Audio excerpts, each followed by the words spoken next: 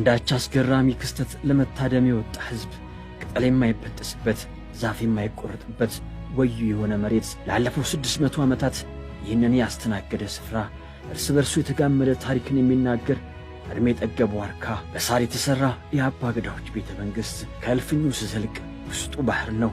የአባ ገዳዎቹ ቤት ውበት ከዛ ይቀዳል፣ ቁንጅናም ከዚያው ይሸመታል።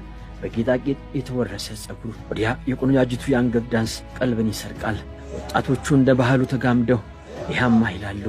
ዳር ቆሜ ያየሁት ከገበጣው ጉድጓድ ጠጠር ይለቀማል። በገዳው ውስጥ ያለ የአባቶች መዝናኛ ከሕፃናት ጋር በእሳት ዳር ጨዋታ ወጋው። እዚህ መንደር ተፈጥሮ ልዩ ነች። አንዳንዱ በቁመቱ ይከበባል፣ አንዳንዱ ለየት ባለው መልኩ በፎቶ ይጨናነቃል። እንደኔ የታደለ ወንድሙን መሳይ ያገኝበታል። በዚህ መንደር ወዲህ ይመላለሳለሁኝ፣ ከአባቶች ታሪክ ቃርማለሁኝ። ሕዝቡ ጻዳ ለብሶ ጎጆን ይዞራል። ሌላው ጦሩን ወደ ላይ ቀስሮ ቁልቁል ይወርዳል።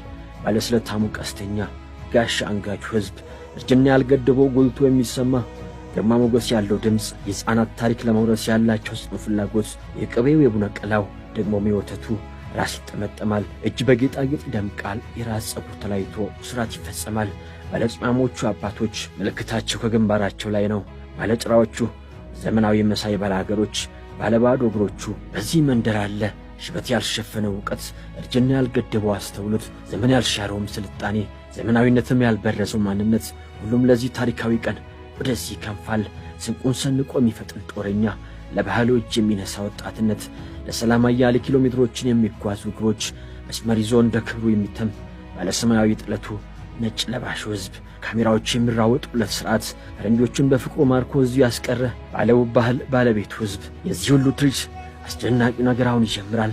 ባለጭራ አዋጅ ነጋሪ የእሱ ድምፅ ብቻ ጎልቶ ይሰማል። የኔ ሰላማዊ የሥልጣን ርክክብ ሁሉንም ከጎኑኝ ማጤን ጀመርኩ።